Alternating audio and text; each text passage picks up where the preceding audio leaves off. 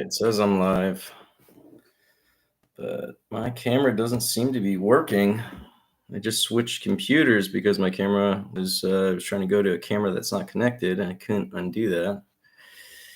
So see if I can mess around with the settings. All right. Sorry about the inconvenience, guys. This is not my normal setup. This is the first time I'm doing it like this. I'm going through my settings now to see if I can select the webcam. But in any case, what you can do right now is if you want to burn a couple minutes while I try to mess with this and get the webcam up, you can go check out the video that just dropped. I've got a bunch scheduled every Tuesday at 4 p.m.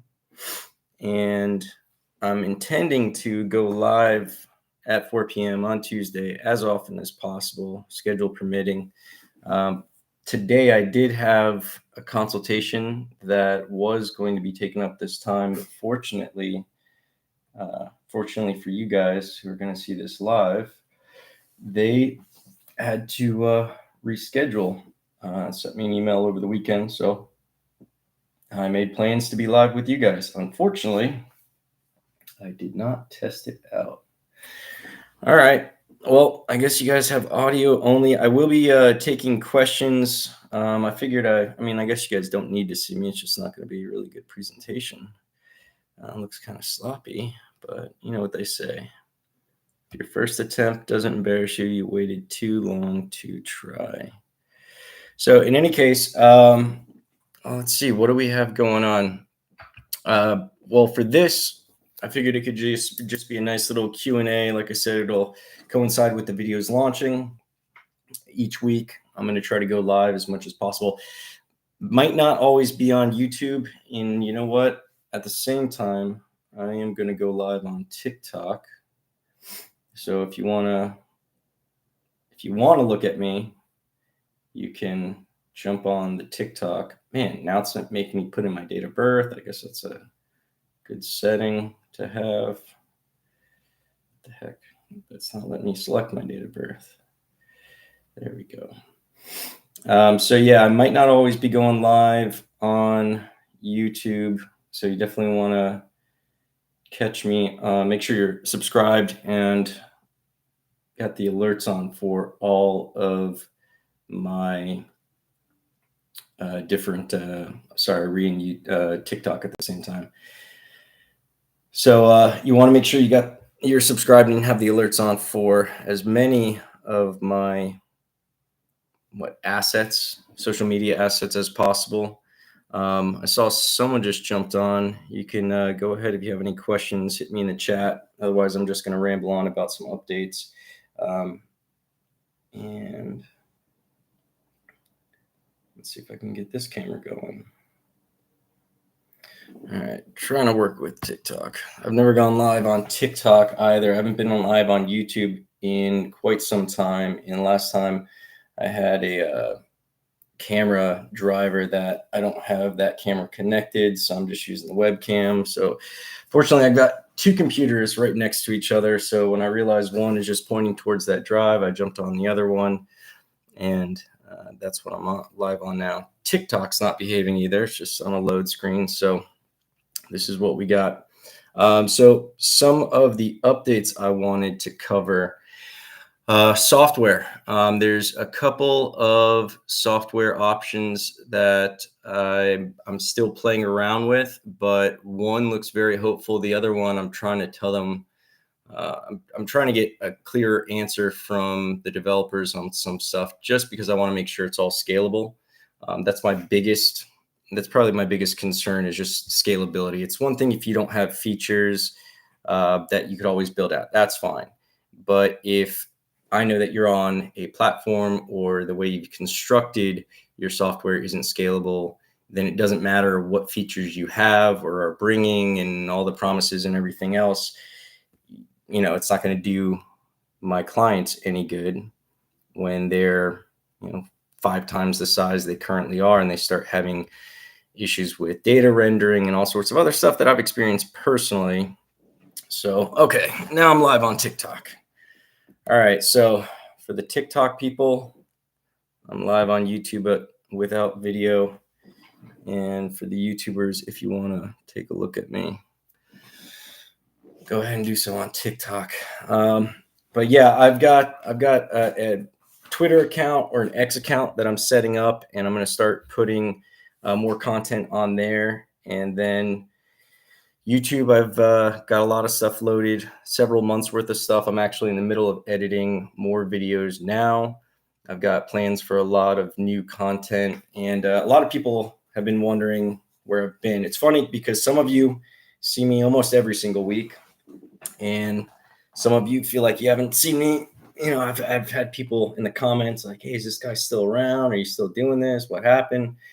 Or they'll shoot me an email. And basically, I've explained this to, I think I may have put it in an email, but, and some of you know this, but I allocate a certain amount of time just for time management. I found it's best to allocate a certain amount of time per project just so I don't have things that get neglected. So for this Meal Prep Biz 101 project, that amount of time is usually consumed with consultations. Now, fortunately, I've been able to offload some other things, and I've wrapped up some other projects. So I have been putting more time into Meal Prep Biz 101 stuff. And that's starting off with, I have opened up some more consultation time as well. Just I had to. And I actually have a consultation. Okay, I've got time. I've got one coming up. But I'm going to be knocking out all this editing. I'm just locking myself in the office every couple of days and banging out a bunch of editing. So you guys have a bunch of content coming. Then I'm going to be shooting some new content from that list of ideas that I have that I mentioned. And from there, sorry, I just want to make sure I'm seeing any comments or questions if they come through. And then from there, you'll be getting some new, I guess, I don't know if new is the right term, because the stuff that's launching now is stuff you haven't seen before. So technically it's new, but it hasn't necessarily been recorded this year. The stuff I'm going to be filming, editing, and shooting, and I'm going to be trying a new setup so that I kind of truncate my efforts. I'm going to take a day and try to knock out like 10 episodes and just focus on shooting one day. So I set up everything, the cameras and all that other jazz, make my mess, shoot as much as possible, and then have a day of editing where I just sit in front of an editor. Because the way I was doing it before is I would shoot, edit, go through posting and trimming and everything, and just kind of do one-offs. And it's just such a pain to go that way. So I'm hoping that truncating it will make it a bit more manageable, and I can kind of start planning out my days and having themes to them, and it'll be more efficient for time management again. So software, very promising stuff. I got some stuff I could get you guys on right away. Some other stuff that I'm probably going to be ready to give my endorsement to this week, and then some other stuff that isn't worth mentioning yet. Marketing, I was actually just talking to some of you guys are familiar with Daniel, and okay, this whole time I wasn't live on TikTok. All right, now I'm live on TikTok. So yeah, some of you guys are familiar with Daniel.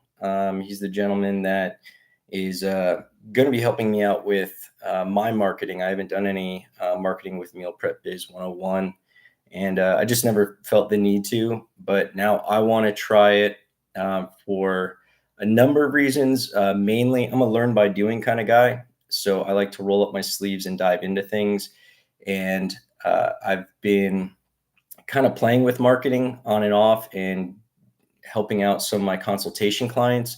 But as far as really strategizing and coming up with an in-depth campaign and seeing how the different social media platforms perform, I haven't really been serious about it. So what I decided to do is work with Daniel for my own stuff, since he's helping out the meal prep clients. And in the process of doing that, it'll just help me with my perspective. We'll be able to play around with things. And even though my objectives and your objectives aren't completely the same. You're looking for people are going to eat your food. I'm looking for just expanding meal prep content on other platforms. And, I'm going to probably be looking at different platforms than you guys. Again, just experimenting. I'm always trying to figure out, where the bleeding edge is, where, it's good to start putting some effort in. Facebook and Instagram have been around for so long, and they were cheap, and then they got competitive, and then the analytics and transparency that Facebook had has diminished significantly. So I really want to see what I can do on other avenues. I'm really excited about Twitter, but it's also content specific, the types of content, video versus text versus still images, and the type of product slash service really depends on where you're going to see the best results. So I just kind of wanted to play around with things. But Daniel is also, we've been working on some new campaigns for our meal prep clients. So if you're interested in getting some help with marketing, Daniel's available for that. As always, I'm obviously available if you just want to talk meal prep stuff, and you can book a consultation with me. Let me see if I have any questions. Let me check the Discord private group as well. Okay, no questions there. If you are a member of the Discord private group, you can shoot me some questions in there. I'll be looking over. I'm not going to be live for too long, so definitely take advantage of it. And if you miss me, if you're watching this after I've turned off live, you can, because I know YouTube is going to keep this video up for a while unless I delete it. You can always catch me. Like I said, I'm going to be trying to go live every Tuesday at 4. I did do an email blast to alert some of you guys, but it was like a 10-minute heads up. I apologize, but I do want to do a regular live session. I can go live with audio only on Discord. Same thing with Twitter /X, and do spaces there. I could do video, but it's not really necessary, I don't think. But I just figured, TikTok, you don't really have an option. So TikTok and YouTube, I'm just doing the video now. Well, YouTube, the webcam's down. So, but yeah, the audio stuff I can kind of do on all the platforms. And I might, depending upon what I'm doing, like if I'm remote, probably not going to be going live on YouTube, but I can do like an audio only thing on Discord or Twitter. So that's a good reason to make sure, again, you're following me everywhere, subscribed, all that jazz, and you have the alerts on. So that way, if I don't do an email blast, or if I do a 10-minute email blast and you're not watching your email, you can at least get the alert through, whatever app I'm going live on. You could see, oh, Casey's live. Let me go ask him this question I've been chewing on for the last month. But yeah. So let's see. The other stuff that I'm really excited about and I'm geeking out on is you guys have heard me talk about Zapier before. I love Zapier. If you're not familiar with Zapier, check it out, Zapier.com. Some people pronounce it Zapier. I don't know. Zapier.com. The new one I'm playing around with is Make. So if you're not familiar, they're very similar.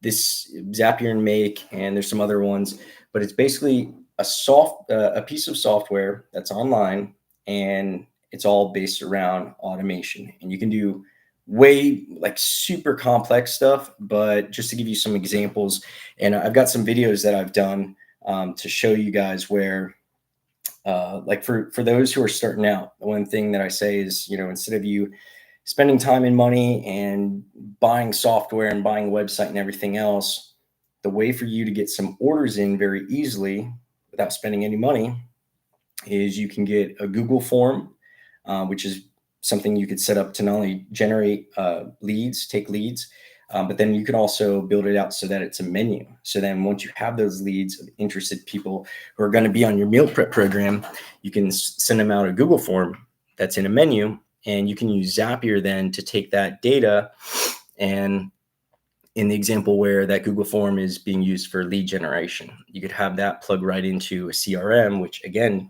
there's some free CRMs that are out there that you pay for the more advanced features, but just to start compiling the data for your clients, your leads, to then follow up with, you can start loading them into one of these free CRMs.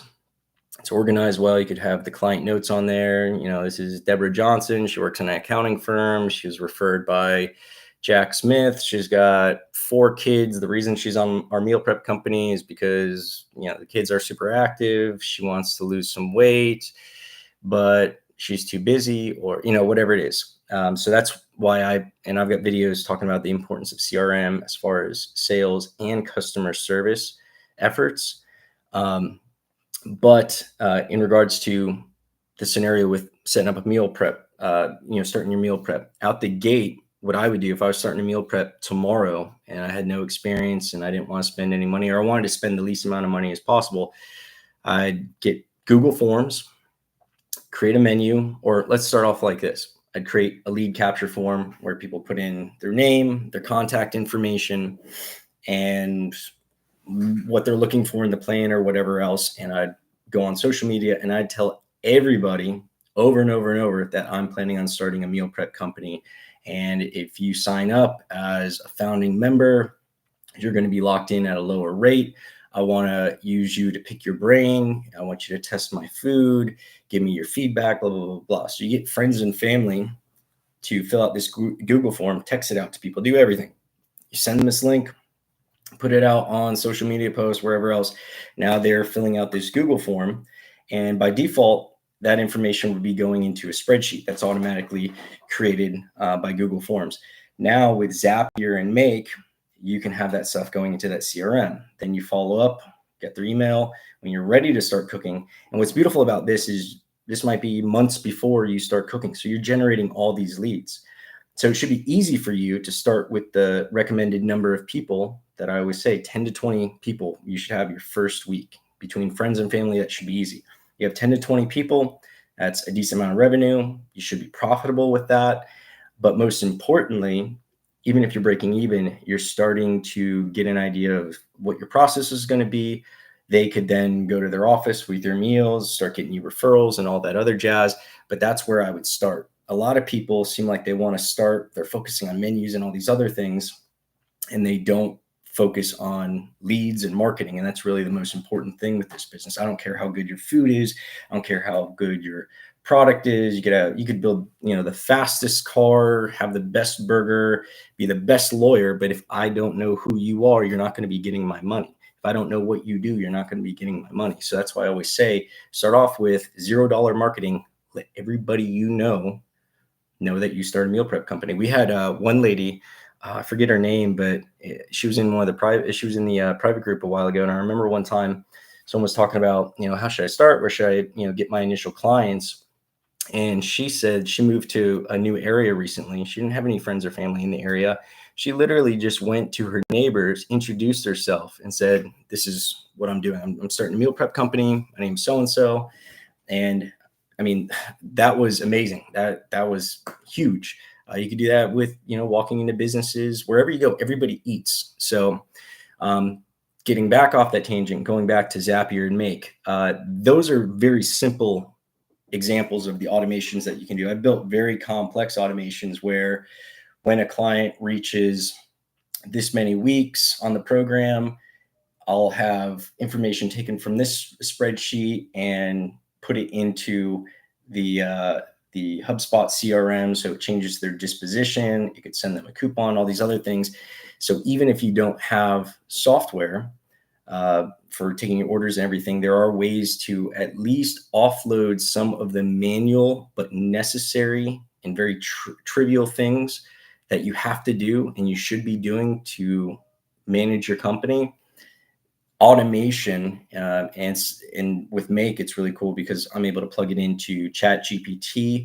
So I could be automating all sorts of stuff. I mean, it's basically like having another employee that I wouldn't say doesn't make mistakes, but once you've got it fine-tuned, it's software. It doesn't make a mistake. This happened, this trigger happens, this series of events takes place. So what I'm going to be doing with Make, and I was doing this for Zapier. The trouble is with Zapier, when I would build a solution for one of my clients, I wasn't able to replicate that. I couldn't just give that to everybody. So with Make, that's what's cool is I can convert any of the solutions that I make, any of those automations, if I make it to solve some type of problem for or give some sort of ability to one of my clients, I can then take it and turn it into basically what's called JSON, JSON. And then with that JSON script, I can now put it in your Make account. So you have that exact same outline of these different applications all connected to each other with corresponding instructions. And it's like an if then kind of demand where it says, if this trigger happens, then this series of events takes place. So example, if a new order or if a new email enters my CRM, check to see if there was an order placed. And if there was an order placed, it'll go down this series of events. If there wasn't an order placed, then it'll go down this series of events. So in this example, if there wasn't an order placed, now we're going to consider this person a lead. So now I could automate a series of text and email campaigns and assign them to call lists as a lead. Now, if an order was placed, I'm going to want to maybe send them a link to a calendar so that they could book a welcome call. So one of my employees can conveniently reach out to them. One of your employees can conveniently reach out to them at a time where they're going to be free, and they could spend. And this can also go with an email that explains what's going on. Hey, I saw that you signed up. We just want to take 10 minutes of your time to make sure you understand how the program works, to learn more about you, and whatever else. Here's a link so that you can book a time that's convenient for you, and we can jump on the phone and knock out this welcome call. And I won't go into the tangent of welcome calls, but that's a very important thing that I always preach. And I've got this formula down. If you guys follow it, when a new person comes, there's a series of communications that need to take place through text, email, and a phone call to make sure that they have all the information that they need, that they understand how your program works. And this builds retention, it builds referrals, it builds your reviews. Like, you follow my formula and I can have it all automated. This will basically, like I said, I look at automation as having an almost free employee that doesn't make mistakes, or not nearly to the level where your employees will. No sick days. They don't forget to schedule a call. They don't forget to schedule an email.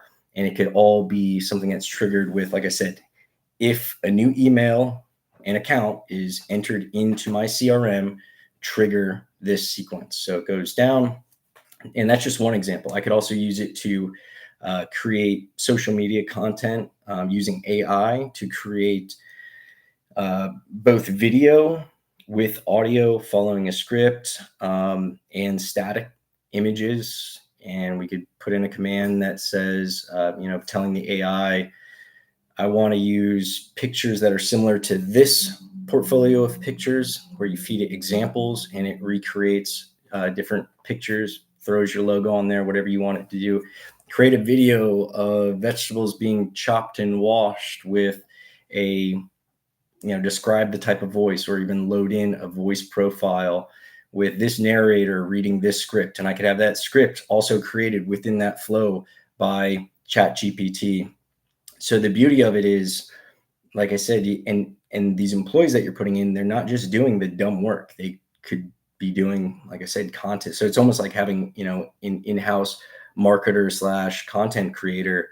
And when I make those flows, those workflows for you, I could copy and paste that JSON script. So now you're able to have it in your account. So as you can tell with my excitement and my tangents that have been going on with the automation software, and a lot of you guys who have been following me for a while, you guys know I love nerding out on software, and I like building database management systems, and I'm all about data and tracking and analytics and automation. And now that I'm able to start playing around with AI and getting a little bit more under the hood, it's pretty exciting. What else we got? I sent out an email a little while ago with some stuff that I should probably be reviewing with you guys. Let me see. Yeah, here it is. So videos, I mentioned that I've got new content coming. Now, here's one thing that I'm doing. I might expand upon it, but for now, if you're a member of the private group, I mentioned all those videos that I've got pre-scheduled. Like now, as of right now, I've got videos pre-scheduled every week through October. All of those videos, even though they're not going public, those have been uploaded into the private group. So if you're in the private group, you do have access to those videos.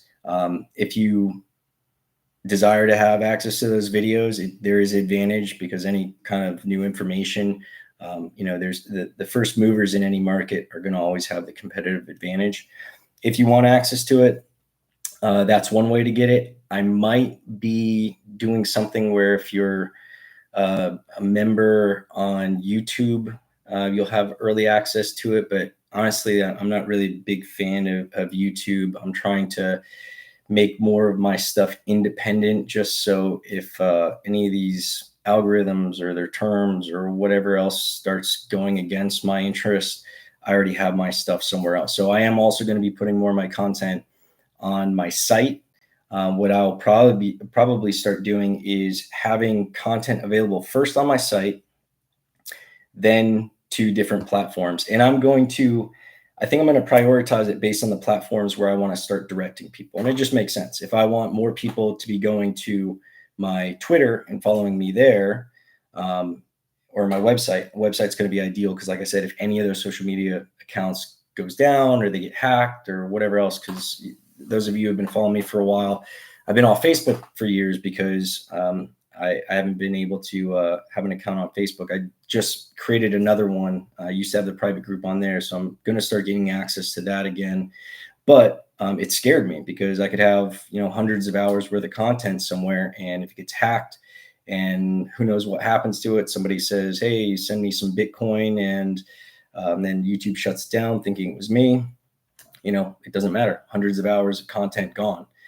So what I'll do is start bringing everybody closer to the hub of my website, something that I can fully control. The Discord as well is something that I can fully control, but it'll probably, the content will go live first on my website. Then the next week or a few days after, it'll go to whatever social media asset I want to start directing people to. So let's say, for instance, Twitter. So first it goes live on my site, then it'll go live on Twitter, then it'll go live on YouTube, then it'll go live on Facebook or wherever else I choose to post. But that'll be kind of the order. So for someone who's really looking to get as much information as early as possible, they'd be going to the site, and I'll let you guys know a specific day and time so you can go and check it. You don't have to be guessing, and it'll hit the site. You'll be able to get it. And that's another reason, along with catching me live, to follow me on all these different accounts. And then a third reason would be the fact that obviously certain content, as I was kind of explaining before, certain content just lends better to certain platforms like Twitter. I don't really think it's there for discovery. Like, I don't think there's a lot of people who are going on Twitter looking for solutions to problems, as opposed to YouTube. People are going on YouTube. How do I, change out the cams on my 94 Honda Civic? How do I start a meal prep company? So that's a good place for discovery. YouTube, I think, will be there in the future. I don't think it's there yet. So YouTube might be, Facebook, Twitter isn't there yet. I think it will be in the future, X, whatever. So I'm going back and forth on whether or not I want to put the long form videos there, short form videos, or just thoughts. What is good about it is I like to be able to just not have to shoot a video and do a long email. If I wanted to just give you a 1 or 2 sentence insight that I'm just thinking of throughout the day, Twitter would be the good place to do that, right? Or a link to some new software that I found and thought was interesting. Before I take the time to shoot the video or write out an email or anything else, I could just say, "Hey guys, check this out. It seems pretty cool. It's a free texting service," or whatever else. And I could drop that on Twitter. Whereas obviously the long form videos, the king of that right now is YouTube. Then I'm also going to be doing blogs. I've got dozens of blogs that I've written over the years and some newer ones that I started banging out. Also because I know people like ingesting information different ways. I've got one buddy who hates it when I send him a video because he likes reading through things. He's a fast reader. He's an attorney, my best friend. And he likes reading stuff. So he gets super annoyed when I send him a video because he has to sit there and watch the whole video. I'm like, dude, just, double exit, just fast forward everything. But he just likes to scan through. So for those of you who rather read, and I also like writing, I've got blogs coming. Obviously, blogs are probably going to do very well on YouTube or Instagram, maybe Twitter. But again, that's not really a place for discovery. So they might end up there, but they will be going out on my site. And I was thinking about maybe doing a weekly newsletter that, but I don't want to bug you guys, and I don't want my emails to start becoming minutia. And also sometimes when you're looking at an email, it's almost like, from my experience, when I look at an email, I might be interested in reading a 5,000 word blog, but if I'm randomly getting an email, it's almost like information is being dumped on me. If it's a 5,000 word email, it's like the information is being dumped on me without me necessarily being interested at that time, while it might be valuable information. And I might just save it to read later or whatever else. Whereas the blog, if you're going through the blog section on my site and you see a title that interests you, you're searching for information at that point. And you're looking for, you're expecting long form reading material. So that's my thought process on that. And then some of the videos that I've been launching recently, I also realized some of you guys don't like the long videos. One thing that's making TikTok very successful is the fact that they're little short videos and people don't have the attention span. So I've been looking at chopping up some existing material where I'm making a specific point on a specific topic, and I could find a 1 to 5 minute clip where I'm just discussing that in detail, or at least enough specificity for it to be a standalone chunk of content. And I'm cutting that stuff out. So it might be a half-hour video, and for 3 minutes of it, I'm talking about, a customer service tactic that I use and why I use it and what I say and blah, blah, blah, blah, blah. And it fits within this longer piece, but it's also valuable by itself. So I'm chopping that up to make YouTube shorts, to make Instagram reels, probably find its way onto Twitter as well. That's the kind of stuff that I've also started kicking to TikTok.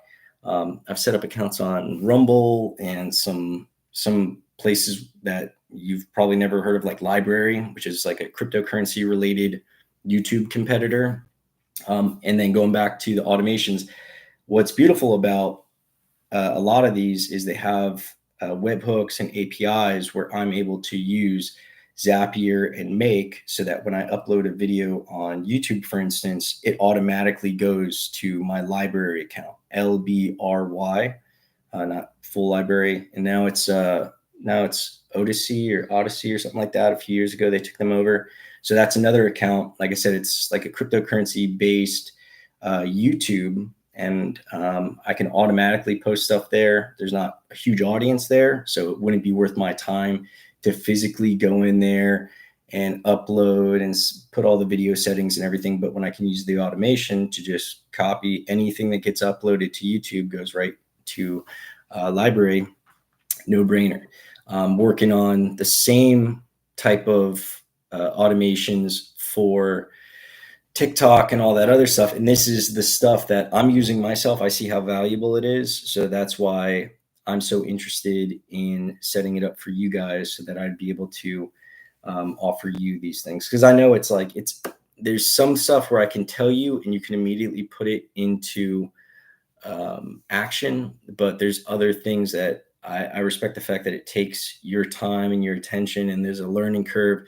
So like I said before, I could build one-off solutions for some of my clients on Zapier, but I'm really excited about Make, because now I can make something that's a little bit more one size fits all and send it to you guys. And then all you guys would have to do, and I'll show you how All right, connect this piece to your Instagram by logging in here, connect this piece to this Google folder, and you're good to go. So yeah, excited about all that stuff. Software, let's see, software I mentioned, content I mentioned, automation I mentioned, delivery. So this will probably be the last thing, and then I'll jump off, already on way longer than I anticipated. Delivery, I've got some delivery companies through in the private group, which I'm going to check now to see if there's any questions. In the private group, there were some questions and concerns about delivery. And I know it's one of those things that's necessary. I know it's hard to scale, especially when you're smaller. And I always tell people there were different phases that we went through, where initially I was the first delivery driver.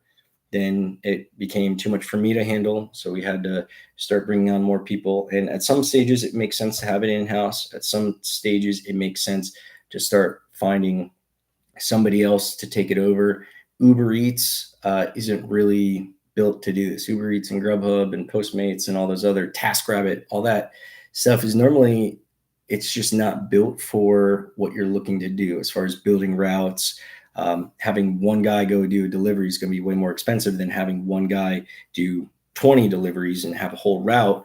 And it's a lot easier to just go that route, that route, pun intended, I guess. But the sorry, I just got a call. I don't know if that cut off my live or not, but in any case, so I found some delivery companies. I reached out to some clients who have been working with them for a while, just to make sure that, you know, everyone says that they're the best. So I reached out to their clients, gotten some feedback, and the ones that I had good feedback from, I will be able to refer you guys to them. And they cover different areas. So all I need to know, you could reach out to me, and I've got some forms that are probably in the show notes, or you could find somewhere and fill out the delivery inquiry form and just let me know where you're at, how many orders a week you're doing, what days you're delivering, what times you're delivering, anything particular about your packaging or something. Like if you're, you know, selling 100 meals at a time to everybody, that's going to be a little nuisance as far as the size of the package. So I want to make sure that they have that information so they can enter their conversation with you accordingly. And then, like I said, based on where you are and your volume, whatever else, I can put you in contact with the right company. Most of the time, they're going to require at least 20 deliveries a week. So if you're not there yet, 20 deliveries a week, that's like one route. Like all of the routes we learned, you know, 20 to 24 is a decent route. Getting to 30, now you're starting to worry about the actual size of what can fit in the vehicle.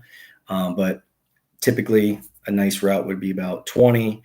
And if you're not there with at least one route of 20 deliveries a week, it's too early, but it gives you your first goal.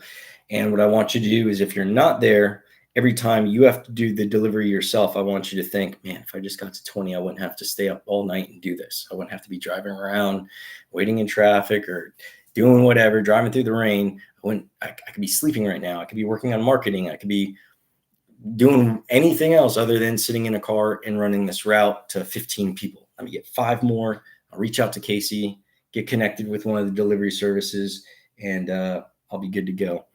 But I am going to give my fiance a call back. That's who just called me now. Hopefully you guys found my rambling somewhat useful. I didn't see any comments coming through on TikTok. I don't know where the comments would appear. All I see is like who's joining and give me a thumbs up or whatever else. I didn't get any comments in the private group, and I didn't get any on YouTube. And I'm sorry, YouTube, for the video not working. Hopefully the sound's working. But in any case, if you guys have any questions between now and the next time I go live, write them down, and or you can jump in if you join the private group. I'm always, you know, peeking in there to see if there's any questions directed at me. It's also a good place to ask questions for other meal prep entrepreneurs. That's why I built it, because I have a growing perspective, because even if it's not something I've personally encountered, I've encountered it vicariously through my consultation clients. So I do have a growing perspective, but I always find it useful to have a sounding board. And if you're a solopreneur, or maybe even have some business partners, but you only have you're only limited to your perspectives. I always wished, and when we were starting out, there's nothing like this. There were no resources. And we would always try to make friends with other meal prep companies. A lot of them would have their guard up. They just saw us as competition. They operate with the mindset of scarcity. So the meal prep, the private group is what I wanted. So that's what I created. I'm basically everything with mealprepbiz101.com is me creating what I wanted when we were starting out. So you can get in there. I can answer some questions, but I've seen some answers from other people and some additional perspectives that have been lent. And it's stuff that some of it's stuff I haven't thought of because it's something I didn't have to deal with. And it hasn't been a problem or a question that has, been on my radar yet. So the private group is great for that if you can't catch me live. But other than that, I will be trying to go live next week at 4 p.m., which is also when the YouTube videos are going to be launching. I've got more videos, like I said, that I'm editing now, and those will I'll start doubling up. So it'll be 2 videos a week going live on YouTube. I'm dropping stuff on TikTok and Instagram and probably Facebook and all these other places as I get the automation set up. So it'll be different types of content because obviously, a half-hour video on TikTok ain't going to happen. So the shorter, more concise stuff and some chops from some older videos are going to be getting pumped onto the other platforms and also, YouTube Shorts. But without further ado, I guess, whatever, I don't know how to end this. So I'm ending it. Thank you guys for tuning in. Like I said, hopefully you found it helpful, and I'll catch you next time. And how do I end? All right, end this and end.